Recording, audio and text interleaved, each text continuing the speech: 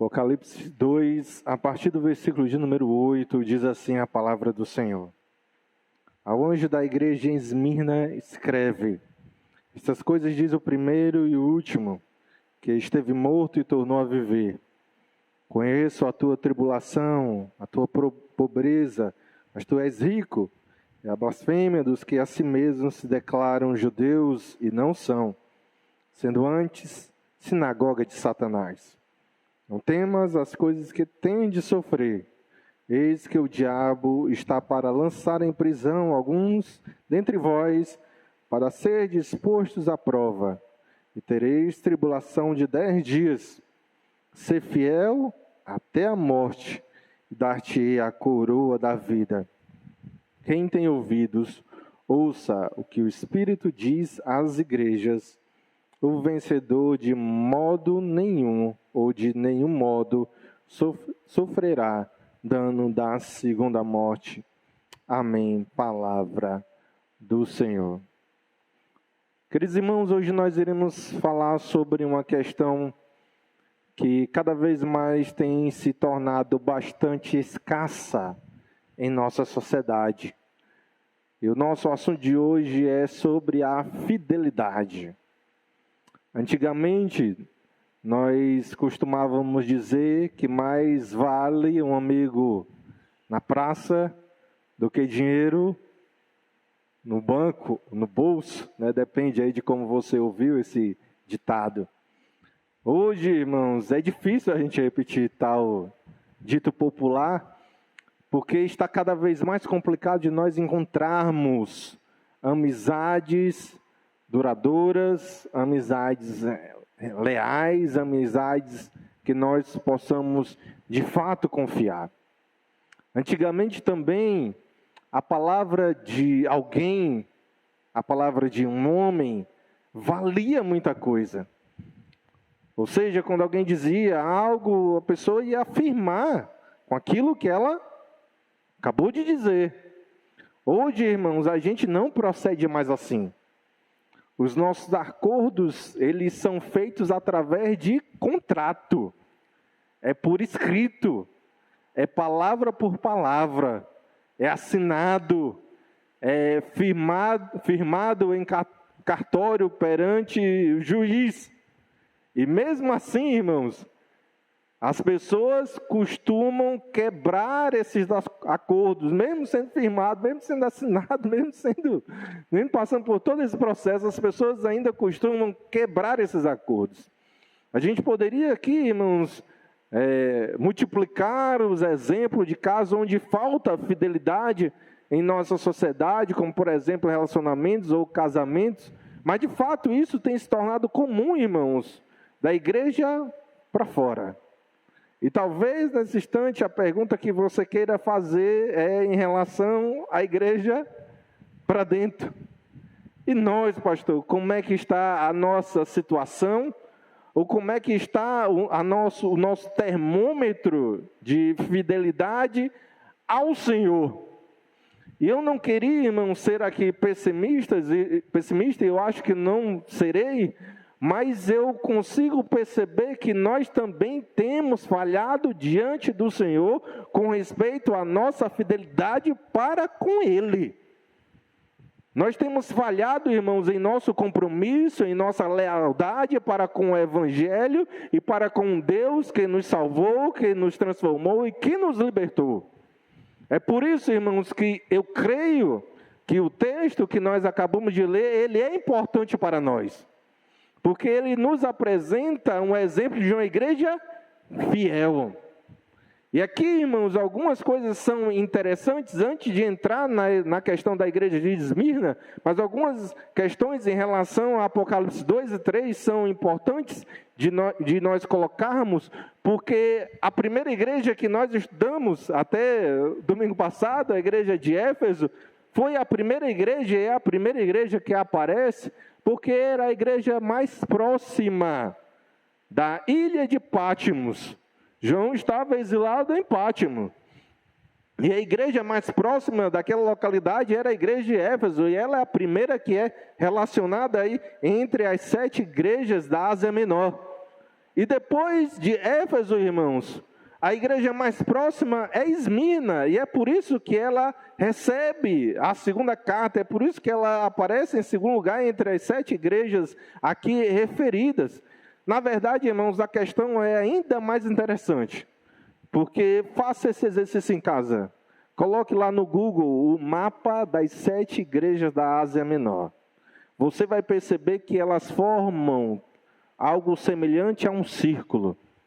O responsável, ou os responsáveis por entregar o Apocalipse para as 7 igrejas da Ásia Menor, ele iria fazer um trajeto. E a viagem que ele iria fazer era circular. Ele iria dar uma volta naquela região. Éfeso, Esmirna, Pérgamo, Tiatira, Sardes, Filadélfia, até chegar em Laodiceia, completando o círculo. Algumas questões ainda são interessantes sobre a igreja de Esmirna, porque esta é a menor carta das 7 que nós encontramos em Apocalipse 2 e 3. É a menor. E de fato, irmãos, na nossa Bíblia aí, só tem 4 versículos. Confere? Amém? Versículo 8 a 11. 4 versículos apenas. E a questão, talvez ainda mais interessante, é que a igreja de Esmirna, a igreja fiel, ela é uma das 2 dentre as 7 igrejas da Ásia Menor que não recebe qualquer repreensão, qualquer exortação do Senhor. Não há nenhuma denúncia da parte de Cristo com respeito aos pecados daquela igreja, muito provavelmente porque de fato não havia. Então nós estamos verdadeiramente diante de uma igreja fiel. Nós estamos saindo de Éfeso, estamos adentrando em uma outra cidade. Mas não é só apenas uma outra cidade, irmãos. O contexto, ele é diferente. Os irmãos vão se lembrar qual é o contexto de Éfeso. Era uma igreja que luta contra o falso ensino e a falsa doutrina. Esse é o contexto de Éfeso, com respeito à doutrina. E qual é o pecado que Cristo denuncia com respeito àquela igreja, a primeira igreja? É que eles abandonaram o primeiro amor. Quando a gente chega em Esmirna, atual Esmirna, na Turquia, o contexto é outro, não é mais falso ensino, não é mais falsa doutrina. O contexto, irmãos, é de perseguição. Então, irmãos, nessa noite em especial, das 2 ou 3 noites que nós ainda teremos pela frente para analisar essa igreja, eu queria ver com vocês como essa igreja foi perseguida. Por que ela foi perseguida? Mas, talvez, principalmente, como é que a mensagem que Cristo está dirigindo para aquela igreja a fortaleceu, firmou os seus passos e o seu coração para continuar sendo fiel ao Senhor. Então trago, irmãos, essa noite, nos próximos domingos, uma mensagem que tem o tema uma igreja fiel. Uma igreja fiel. E eu espero, com toda a sinceridade do meu coração, que Deus fale profundamente, abundantemente, poderosamente, ao meu coração, ao seu coração, essa noite, meu amado irmão, no nome de Jesus. Amém? Uma igreja fiel é o nosso tema de hoje e dos próximos domingos. Então, a igreja de Esmirna, ela recebe um elogio. Ela é uma igreja fiel. Você percebe isso? Onde nós nos voltamos nessa carta, nós percebemos que Cristo identifica, exalta a lealdade daquela igreja. Só que essa fidelidade, ela não aparece do nada. É importante você perceber isso. Essa lealdade, essa fidelidade, ela não é assim, algo que aparece no vazio. Ela tem um cenário, ela tem um porquê, ela tem um contexto. E de fato, irmãos, a fidelidade de Esmirna, ela é perceptível exatamente por conta da situação que aquela igreja estava experimentando. Era uma igreja que estava sendo perseguida. E existem, irmãos, pelo menos 3 fatores. Esse é o momento que vocês começam a escrever. Existem pelo menos 3 fatores que explicam todo esse cenário de perseguição que aqueles irmãos, que os santos de Esmirna, sofreram. 3 fatores, escute isso, em nome de Jesus. Primeiro fator pelo qual nós entendemos a perseguição que a igreja de Esmirna sofreu, é o fator cultural. É o fator cultural. A cidade de Esmirna, escute isso, ela era uma cidade grega. Era uma cidade que de fato respirava toda essa cultura helênica. Era uma cidade conhecida pela sua biblioteca, pelo seu estádio, pelo seu teatro. O teatro de Esmirna era muito famoso. Para além disso, era uma cidade que se vangloriava de ser o lugar onde nasceu o famoso poeta e escritor Homero. Todo mundo aqui já ouviu falar de Homero e das obras Ilíada e Laodiceia.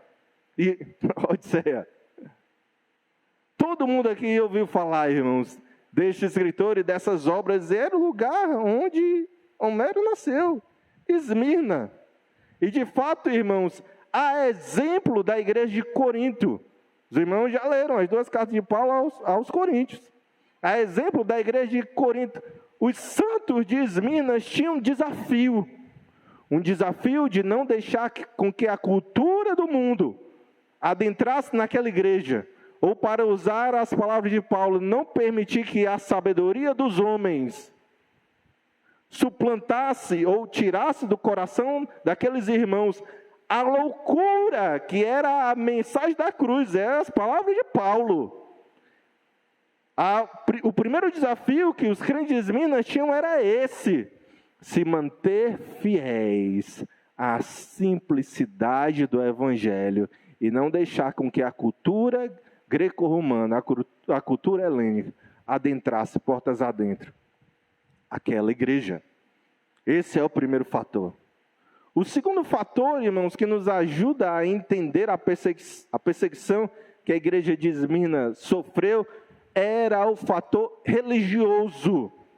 Religioso. E aqui nós temos 2 frentes. Ouça isso. De um lado estava a idolatria da cidade. Uma cidade não judaica. Cidade fazia parte do Império Romano. E eles tinham os seus deuses. Na verdade, tinham diversos deuses. De um lado existia a idolatria da cidade. Do outro lado, irmãos, existiam os judeus. Que aqui no texto são chamados de sinagoga de Satanás. Isso porque eles perseguiram e denunciaram os santos de Esmirna. É por isso que eles recebem esse título nada agradável nessa passagem. Então, irmãos, os crentes, os cristãos de Esmirna, eles viviam numa cidade onde se adorava Zeus, onde se adorava Apolo, onde se adorava Afrodite, onde se adorava Cibele. Na verdade, a principal rua, ou uma das principais ruas de Esmirna, a chamada Rua de Ouro, numa extremidade tinha um templo de Zeus, na outra extremidade tinha um templo de Cibele. Então, a idolatria, irmão, de fato imperava naquele lugar, e esse era um desafio para os santos de Esmirna. Mas do outro lado, irmãos, existiam os judeus, como eu disse. E é muito simples a gente entender por que os judeus perseguiam aquela igreja. Porque boa parte dos membros da igreja de Esmirna vieram dos judeus. E os líderes religiosos judaicos, obviamente, reagiram frente a isso. Então, até agora nós temos o fator cultural e o fator religioso. Terceiro fator, irmãos, e esse é o pior de todos. É esse fator que nos ajuda a entender grande parte da perseguição, da hostilidade que aquela igreja teve que enfrentar. Além do fator cultural, além do fator religioso, nós temos o fator político. E é importante você entender isso. A cidade de Esmirna cresceu, prosperou, principalmente por conta da sua fidelidade ao Império Romano. Antes de Roma ser um grande império, Esmirna já lutava do lado deles. Então a cidade cresceu, muito por conta dos favores advindos do imperador, dos imperadores que vieram. Esmirna era reconhecida e era dita de fato ser uma das ou a cidade mais leal a Roma. E naquela época, irmãos, na época de Domiciano, todos os cidadãos romanos, com algumas exceções obviamente, mas todos os cidadãos romanos, eles tinham que declarar, eles tinham que assumir, eles tinham que jurar fidelidade ao império. Isso se dava através de um ritual simbólico. O cidadão entrava no templo, um dos templos da cidade, acendia cinza diante de uma das imagens dos imperadores e declarava: César é o Senhor. Você percebe a dificuldade que era ser um cristão em Esmirna? Porque, obviamente, nenhum cristão iria aceitar acender incenso de imagem alguma. Nenhum cristão iria aceitar chamar outro além de Cristo de Senhor. Nenhum cristão, irmãos, iria aceitar declarar fidelidade a qualquer outra pessoa a não ser Cristo Jesus. E por causa disso, eles foram perseguidos. As autoridades de Esmirna, essa Esmirna que, como eu disse, cresceu por conta de sua lealdade ao império, as suas autoridades, elas reagiam diante da recusa dos cristãos em declarar lealdade ao império. Eles não podiam manchar a imagem da cidade diante de Domiciano. Não podiam, não queriam. A prosperidade deles, a influência deles, o status econômico e social que eles desfrutavam, dependia disso, era fruto da sua lealdade ao imperador. É por isso que os cristãos em Esmirna foram perseguidos. Você entendeu? Por que a igreja de Esmirna foi perseguida? A cultura da época, totalmente diferente da cultura e dos princípios que nós encontramos na palavra de Deus.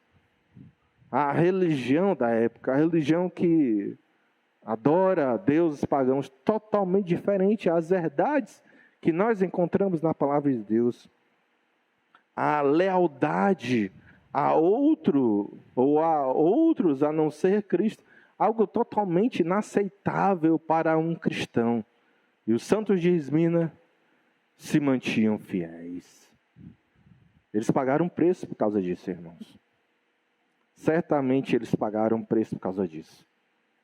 O seu pastor foi um daqueles que pagaram o preço por conta dessa fidelidade. Muito bom quando a igreja tem um pastor que é fiel ao Senhor. E o pastor daquela igreja pagou com a sua própria vida, porque não quis negar a Cristo, não quis chamar outro além do Senhor, além de Cristo, de Senhor. É o bispo Policarpo, discípulo do apóstolo João. Depois de 60 anos, e isso eu vou repetir durante esses próximos 2, 3 domingos, o bispo Policarpo, depois de 60 anos que Apocalipse foi escrito, o pastor da igreja de Esmirna, já idoso, já com 86 anos de idade, ele foi queimado vivo, porque ele não negou ao seu Senhor e não chamou outro além de Cristo, de Senhor ou de Deus. A gente, irmãos, nós no meio evangélico, melhor dizendo, nós temos uma frase bastante bonita. A frase é a seguinte: o sangue dos mártires é a semente do Evangelho. O sangue dos mártires é a semente do Evangelho. E de fato, irmãos, a igreja de Esmirna, apesar de tudo aquilo que ela sofreu, ela avançou, ela cresceu, ela foi usada por Deus para conquistar vidas, ela cumpriu a sua missão diante dessa terra, que foi propagar a mensagem do Evangelho. E nós tivemos naquela cidade, uma igreja bastante próspera e rica da graça e do amor de Deus. O sangue dos mártires é a semente do Evangelho. Não tenha medo de ser fiel, não tenha medo de ser leal, mesmo que você tenha que pagar o preço para isso. Esse é o chamado que Deus deu a cada um de nós, sermos encontrados firmes, mesmo diante das piores perseguições do mundo. Seja fiel, seja leal. Amém, meu amado irmão? Agora que você já entendeu por que a igreja de Esmirna foi perseguida e como é que aquela igreja foi perseguida, agora nós podemos entender de uma forma ainda melhor as palavras de Jesus aqui nesse texto. E eu vou ficar com vocês apenas no versículo 8 essa noite. Nós acabamos de apresentar a cidade de Esmirna e a igreja de Esmirna. E no versículo 8 nós encontramos a apresentação de Cristo. Acompanhe comigo no texto, vamos ler novamente o versículo 8 de Apocalipse 2. Ele diz assim: ao anjo da igreja de Esmirna, escreve: estas coisas diz o primeiro e o último, que esteve morto e tornou a viver. A pergunta, irmãos, que nós precisamos fazer nesse momento é muito simples. Que tipo de mensagem a igreja que está sendo perseguida precisa ouvir? Que tipo de mensagem a igreja que está sofrendo hostilidade diante do mundo por causa do Evangelho precisa escutar? Qual é a mensagem que vai trazer paz, tranquilidade, conforto àqueles irmãos que estão passando por tribulação, angústia, vários perdendo a liberdade, outros com perigo de vida, outros talvez até, de fato, literalmente perdendo a própria vida? O que é que uma igreja, numa situação assim, precisa ouvir? E eu, se os irmãos me permitem, abra aqui um pouco mais o leque das aplicações. O que é que um cristão que está passando por lutas, está vivendo numa situação de agonia, talvez de desespero, o que é que um cristão, numa situação dessa, precisa ouvir? O que é que um cristão que está passando pelos desertos da vida, pelos vales da vida, precisa ouvir, irmãos? O que é que vai trazer conforto, consolo, alegria aos nossos corações? Que tipo de mensagem vai produzir isso em nossas vidas, em face das lutas que nós atravessamos? Eu quero que você ouça algo. Todos nós já sofremos por causa do Evangelho. Somos cristãos. Nós estamos diante de um mundo que é anticristo e anti-Bíblia. Quando nós colocamos de forma muito apropriada as verdades do Evangelho às pessoas que não comungam com a nossa fé, a tendência é a gente sofrer hostilidade. E nós já estamos preparados para isso. No Sermão do Monte, Cristo disse que essa situação iria nos acompanhar, mas mesmo assim nós devemos nos considerar, e nós somos bem-aventurados. Então nós já estamos preparados para isso. Além disso, nós sofremos, irmãos. Grande novidade, pastor. Nós passamos por dificuldades, irmãos. Nós passamos por um momento de muita adversidade. E não são poucos os casos de pessoas, irmãos em Cristo, gente sincera, gente com boas intenções, até mesmo pastores que vão tentar trazer ânimo, vão tentar trazer paz às nossas vidas e dizem as seguintes frases: vai dar tudo certo. Você já ouviu isso? Vai dar tudo certo, meu irmão, não se preocupe, vai dar tudo certo. Ou então, você é maior do que isso. Você já passou por um momento de dificuldade, alguém disse assim para você: você é maior do que isso. Ou você tem todas as ferramentas para vencer esse problema. Gente sincera, irmão, já falou isso para nós.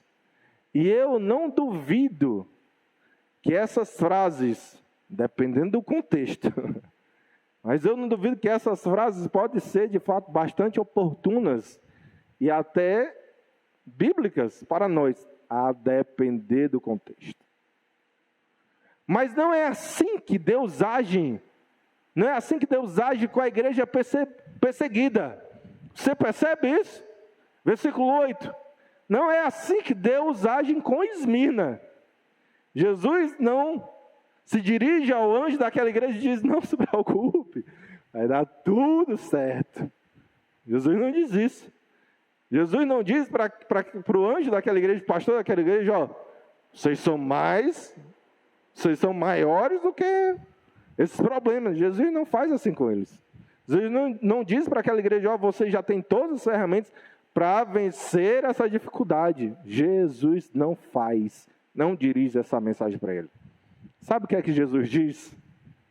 Vou resumir. Entenda o versículo 8, Jesus falando, transmitindo essa mensagem para a igreja de Esmirna: olhem para mim.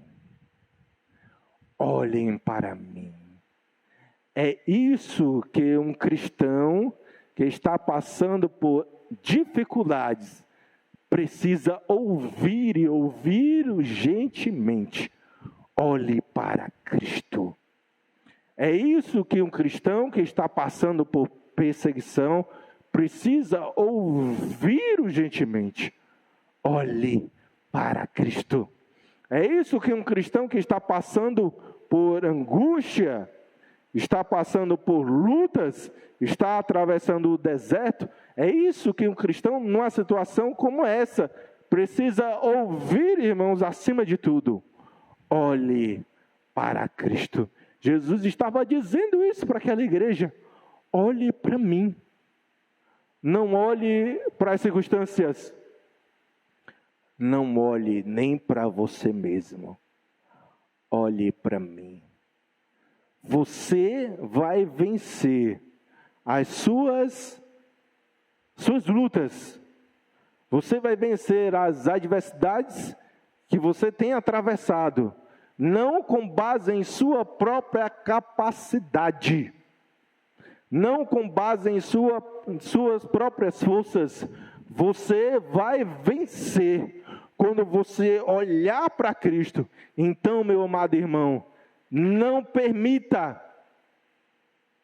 que as dificuldades, que os desertos dessa vida tirem, como a exemplo de Pedro, tirem o seu foco de Cristo. Continue olhando para Jesus e siga em frente, e siga avante. Não permita que os desertos te façam perder a imagem, a grandeza, o poder do Deus que você serve. Continue olhando para Jesus. Esse é o resumo de Apocalipse 2:8. Mas obviamente o pastor de vocês não vai ficar com o resumo. Eu quero entrar no detalhe. Porque esse texto, irmãos, fala de duas características de Jesus, de Cristo. E eu quero que você perceba como aquilo que Jesus diz aqui nesse texto sobre si foi importantíssimo para aquela igreja que está passando pelas dificuldades que nós já sabemos. São duas características que existem, que nos são apresentadas aqui nesse texto. E eu quero que você perceba como isso foi relevante para aqueles amados irmãos e como é relevante para nós também em nossas vidas, nas tribulações que nós vivemos. Em primeiro lugar, o que é que o texto diz sobre Jesus, ou como Cristo se apresenta para a igreja de Esmirna? Ele diz que ele é o primeiro e o último. Cristo é eterno. A primeira verdade que nós encontramos em Apocalipse 2:8 é essa: Cristo é eterno. Isso é uma expressão clássica, irmãos. João está repetindo, inclusive, uma frase que ele já havia dito em Apocalipse 1, versículo de número 17. Cristo é o primeiro e o último. Uma outra expressão clássica: Cristo é o alfa e o ômega. Isso fala da eternidade de Deus. E aqui, irmãos, existe o pulo do gato. Cristo é eterno. Os nossos problemas são temporais. Você percebe aquilo que Cristo está falando para aquela igreja? É importante? É a coisa mais importante que eles precisavam ouvir.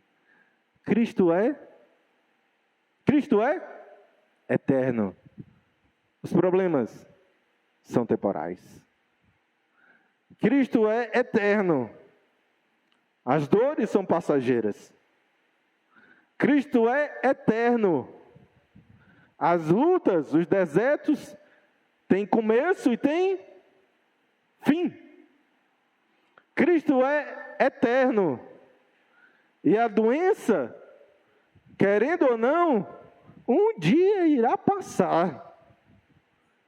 É com essa certeza, é diante dessa verdade, irmãos, que os nossos corações são fortalecidos, são consolados, é que Deus nos devolve a alegria que um dia a angústia roubou. O Deus que nós servimos é eterno. E quando o sofrimento que nós hoje estamos passando concluir, ele irá permanecer do nosso lado, porque Cristo é eterno. E ouça mais isso: Cristo é eterno, e aqueles que estão em união com Cristo gozarão de eterna bem-aventurança celestial. O seu problema é temporal. Cristo é eterno.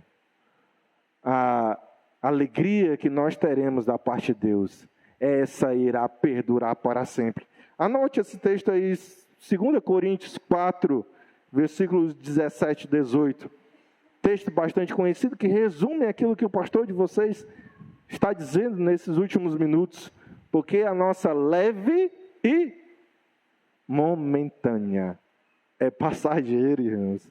É temporal, porque a nossa leve e momentânea tribulação produz para nós eterno peso de glória, acima de toda a comparação, não atentando nós nas coisas que se veem, mas nas que se não veem, porque as que se veem são temporais, e as que se não veem são eternas. Esse é o nosso Deus. O seu problema é temporário. 2 Coríntios 4, 17 e 18. Seu problema é temporário. Sua dor é passageira. Sua luta tem começo, também terá fim. A sua realidade com Cristo, essa irá perdurar para sempre. Segunda coisa que Cristo fala sobre si mesmo, é a autoapresentação de Cristo. Segunda característica, nós encontramos de Jesus nesse texto. E essa, irmãos, ela ela foi importantíssima, assim como a primeira, para aqueles irmãos que estavam de fato passando por diversas adversidades. E aí o texto prossegue dizendo que esteve morto e tornou a viver. Primeira característica, Cristo é eterno. Segunda característica, Cristo venceu a morte. Cristo venceu a morte, meu amado irmão. Você percebe o quanto essa mensagem foi importante para aquela igreja que estava literalmente, onde muitos cristãos estavam literalmente sofrendo risco, passando risco de vida. A gente costuma dizer risco de morte, né? Estavam, irmãos, à beira da morte. Eu não duvido que alguns até tenham já perdido a vida por causa do Evangelho. E eles ouvem, nesse contexto, que o Deus que eles servem, ele venceu a morte. Irmãos, nós estamos diante de uma das mais importantes verdades do cristianismo. O nosso Senhor ressuscitou ao terceiro dia. A morte não pôde conter o autor da vida. O nosso Jesus ressuscitou. Nosso Jesus ressuscitou. E para usar de novo, irmãos, as palavras do apóstolo Paulo, essa é a nossa esperança. Não apenas nessa vida, mas também no porvir. 1 Coríntios 15, não é, presbítero? 1 Coríntios 15, Paulo desenvolve esse texto, esse tema. A nossa esperança não se resume apenas a essa vida, mas na vida do porvir, porque o nosso Senhor venceu a morte. Como Jesus se dirige para Maria, aquele que crê em mim, ainda que viverá. Aquele que crê em mim, ainda que morra, viverá. Cristo venceu a morte, meus irmãos. E porque Cristo venceu a morte, é que nasce essa nossa certeza. Para usar as palavras de Pedro, a nossa viva esperança. Porque Cristo venceu a morte, nós também iremos ressuscitar no último dia. Os nossos entes queridos, que hoje dormem no Senhor, irão ressuscitar. Aquele que venceu a morte está voltando. Os mortos ressuscitarão. E os que dormem no Senhor também irão ressuscitar. Agora num corpo transformado, num corpo glorificado. Nós também iremos ressuscitar, irmãos. E nesse corpo glorificado, não esse, tá? O que nós iremos receber quando o nosso Senhor voltar. E nesse corpo glorificado, irmãos, a morte não toca. Ei, a morte não toca. A doença não toca nesse corpo glorificado. A dor não toca nesse corpo glorificado. A tristeza não toca nesse corpo glorificado. O pecado não toca nesse corpo glorificado. O nosso Senhor, o Deus que nós servimos, Ele esteve morto, mas tornou a viver. E Ele, irmãos, mediante isso, nos dá conforto. Essa é a primeira pergunta do famoso Catecismo de Heidelberg. Qual é o seu conforto, tanto na vida como na morte? E a resposta dessa pergunta inicia que o nosso conforto, tanto na vida como na morte, é que nós pertencemos a Cristo Jesus. Nós pertencemos àquele que venceu a morte. E mesmo em face da morte, nós podemos nos manter fiéis ao Senhor. Amém, meus amados irmãos? Eu quero concluir essa mensagem com você apenas com 2 rápidas aplicações. A primeira aplicação, meu amado irmão, leve isso para casa. Vale a pena continuar sendo fiel a Cristo Jesus. Vale a pena continuar sendo fiel ao autor da vida. Vale a pena continuar servindo ao Senhor. Não largue o seu ministério. Não deixe de ler a Bíblia. Não deixe de buscar a presença do Senhor no ajuntamento solene, na igreja, na casa de Deus. Não deixe de orar. Não permita que os problemas desviem o seu foco de Cristo e desviem os seus pés do reto caminho. Vale a pena continuar sendo fiel ao Senhor. Segundo lugar, e aqui eu termino mesmo. Apenas não vale a pena ser fiel ao Senhor. Mas nós precisamos entender como é que a gente consegue se manter firme. Porque, de fato, irmãos, a pressão que nós recebemos na caminhada da vida, ela é forte. Ela é tamanha. E, por vezes, nós nos sentimos fracos. Por vezes, nós nos sentimos pequenos. Por vezes, nós nos encontramos sem esperança. Pastor, como é que a gente consegue se manter firme, leal, diante de tantas coisas que sobrevêm sobre nós, que tentam sugar, tirar dos nossos corações esse nosso amor pelo Senhor? Eu vou voltar, irmãos, àquilo que eu já disse para vocês. Não tire os olhos de Cristo.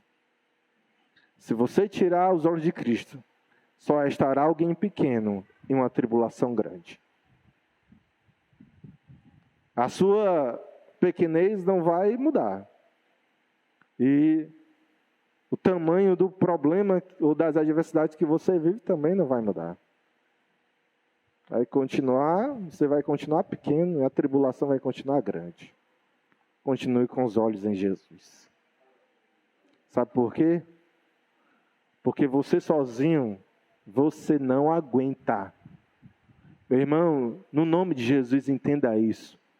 Você não consegue se firmar de pé, sozinho. Você sozinho não dá conta. Não queira experimentar essa situação de se encontrar sozinho diante dos problemas da vida, porque, repito, você sozinho não dá conta. Sabe quem é que firma você? Cristo Jesus. Continue servindo a Ele, continue desfrutando de intimidade com Ele, continue sendo fortalecido pelo Senhor, continue, irmãos, na presença de Deus, porque você com Deus é maior. São infinitamente maiores do que os problemas que você enfrenta. Você com Deus, seus problemas ficam microscópicos, ficam insignificantes, mas é você com Deus. Não tire os olhos do Senhor. Amém, meu amado irmão?